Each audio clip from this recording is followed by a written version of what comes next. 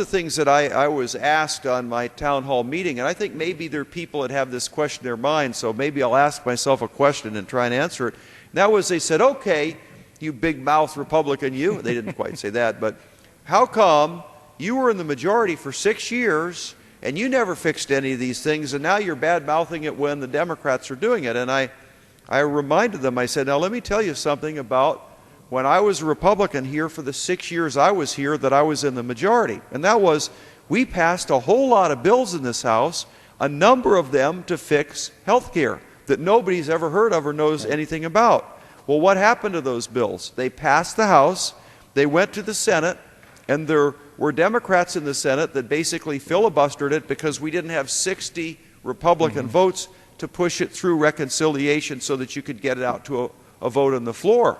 Now, I don't know if it's reconciliation, but whatever they call it, the 60 votes in the Senate, we never had them. Right. So now, what sort of bills was it that we passed? Well, we passed a bunch of energy bills to deal with the high prices of gasoline that were killed by Democrats in the Senate. We passed a bill to deal with Freddie and Fannie that were being improperly managed financially that was going to cause a big crisis, and that bill was killed by the Democrats in the Senate.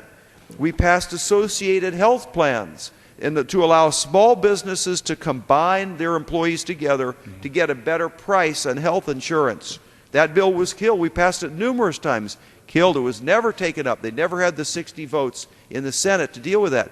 We did tort reform, which various states have passed, dropped health care costs by 10% in some states. That went to the Senate, was killed by the Democrats in the Senate.